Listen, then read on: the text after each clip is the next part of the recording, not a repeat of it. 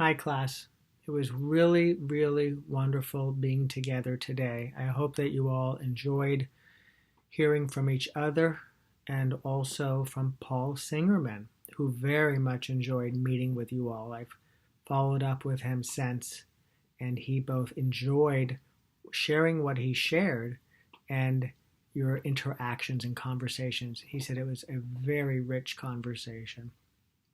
That says a lot about you all. I wanted to do two things in this. One, mention something to you all that I was going to share at the end of class on variation on your paper that you may wish to pursue. And so I wanted you to have that information sooner than later. And then I'm going to say a little bit more about the difference between a mindful listening practice and mindful listening. I encourage you to listen to both, and I may break apart the mindful listening conversation and put it up if I think it would be useful. But I'm doing them in that order so that you can zero in on the paper aspect, which might be more relevant to you now and that you have the time to listen to. Some of the overviews I've received have taken an interesting turn in light of the COVID-19 and the way it's been affecting our study and practice of mindfulness and of law. And I've really enjoyed reading an overview that took this approach. And a request was made by a couple of you to steer your paper in that direction. And so I want to say that I strongly encourage this. By no means necessary. Continue on the path you're going. But should you wish to have it where you weave into your paper or make more explicit to your paper of how it is that the mindfulness practice is either helpful or how you have navigated learning and practicing mindfulness because of the changes that have taken place and the ways it may have been and be beneficial at this time in ways that you didn't necessarily appreciate earlier or even think through in that way, that would be terrific. I think it makes for an engaging read for the reader. It's very real. It allows you to be a little bit more casual and colloquial in what you write. Still, a thoughtful, well-constructed read, but a little bit different. Dan Harris's book, 10% Happier, is an example of how you marry these two things, and I might share another chapter so that you have a sense of this and also just might enjoy reading the chapter. Of course, and I'll talk about this more in subsequent communications with you all, you'll, in that paper, introduce what mindfulness is and the practice is and the practice or practices that you found most useful, how you've applied it, how your roadmap sort of took some twists and turns, the ways in which you're integrating it into your day. Now you have mindful listening as a practice that you can also begin to explore. And so the same essence of communicating to the reader what mindfulness is and having them walk away with an understanding of why it might be useful and of a practice that they can begin to engage in is the same. So for my purpose, it's the same. Can you communicate that? Do you communicate that effectively? You might find it to be an even more rich learning experience by integrating it in real time. And of course, keep it honest, keep it authentic, have integrity to what you write. There's no right thing you need to be saying about mindfulness. You'll have your own relationship to it and to these practices. So more to be said on that. But to the extent that you're now beginning to write your paper, I think many of you can just tweak ever so slightly what you've been doing to now move in this direction, if you would like to.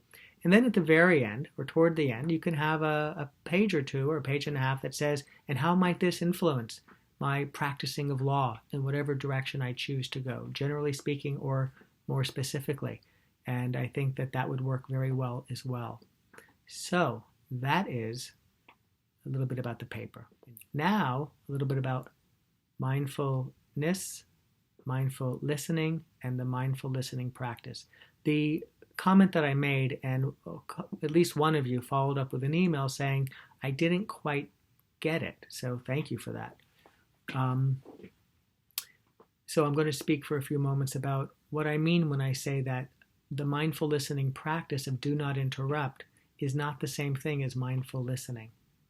It's very much similar to me saying that the mindful practice of focused attention is not the same thing as mindfulness. It's a practice.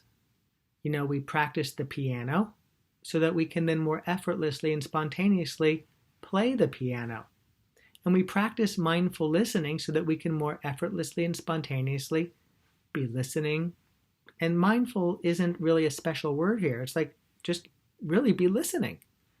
When we don't appreciate all the ways that we're not listening, the word mindful seems to take on some special, quality. It's really not. It's just actually listening. And when we begin to see and perceive that which is really invisible, which is the distractedness and the judgments and the impulses, we begin to realize, mindfulness is just being freed from these impediments to that which we're already and always ready to, a way to engage, to just be present. That's why the practicing of mindfulness, which helps us realize the thoughts and the feelings or the sensations that are resisting the moment we're in, can be so useful as a practice. So there are many mindful listening practices. In fact, we could say every mindfulness practice is a practice in mindful listening. To focus your attention on the person and notice when your mind wanders. To pay attention to the sensations in your body when you're getting agitated and come back to the person, or to be able to be with the unpleasantness. To be able to hold that open frame as a person's talking and you're having thoughts and other things are going on, and staying with that person. They're all mindful listening practices. That is to say, they're all in the service of being able to listen a little bit more effectively. We call this one a mindful listening practice, that is to say, do not interrupt, because it's so obviously connected to listening to somebody else. Although at the end, I'll share with you how it's actually even more. So, do not interrupt is a practice to help us realize how we can't not interrupt. How we're just always interrupting. Little things here and there, little comments. How we're continually not as present as we could be, lost in mind wandering, feeling agitated. And so when Paul Singerman talks about that white knuckle, feel, he's really speaking to the impulse to interrupt. I gotta interrupt. And it's like all we can do to hold ourselves back. It takes a little bit of awareness, but there's an awful lot of attention that's being directed, as Paul said, to I gotta not interrupt. And what we're learning is, and as we touched on a little bit, these sensations in my body. My heart rate. The thought. I can't believe they're saying that. Why are they going on and on? All these things that are conspiring to stop them from talking. And like all mindfulness practices, all you got to do is pretty much do nothing. There's really nothing to do. And how challenging that is. So this is key, what I'm about to say.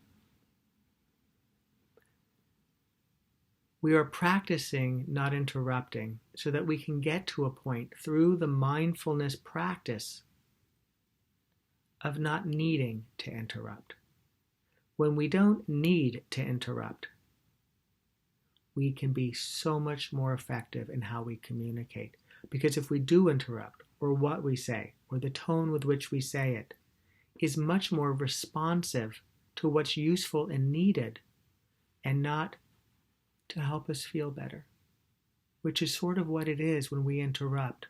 We're uncomfortable. And so, when we did the spiral in class, and we're talking about as an overreaction, we honk the horn, we give them the finger, we speed up, we slow down. Why are we doing these things? To be effective? No, not really. We're doing it because by doing it, we feel better. Why do we interrupt? Think about the spiral. Person says something, we didn't like what they said, we don't like that they're saying it, we don't like that they're going on. Whatever that event is, we have all these thoughts, we got these feelings, we got these sensations, and then we interrupt. And if you look at those sensations, the heart rate going up, the tension, the heat in the face, if you look at the feeling of frustration and anger and those thoughts, oh my God, Well, why wouldn't we be interrupting? Because that's where all of those are pointing. But what if we can be more aware of how we're caught in a spiral, of how our snow globe is going? And this is what's important about the mindfulness practice that's often overlooked and very elusive. By practicing being in that state and not just having awareness collapse around an impulse to, honk, interrupt. So this is why it's a practice of do not interrupt. When we are actually listening to someone and you're in, as I shared in class, like this, you may say, oh, that's so interesting. Say more. Or, oh my gosh, what do you mean by that? Or, oh, I didn't quite understand that. I mean, those would all be interruptions, right? So there's nothing wrong about having a dialogue with someone. And it's very hard when we are also pulling a rope back and forth to be able to be nimble and fluid and spontaneous in our interactions with others, because this is such an influence that can override our capacity to notice the more subtleties of interacting with each other. There's much more to be said. I hope this has been helpful. And let me add one more thing about this do not interrupt.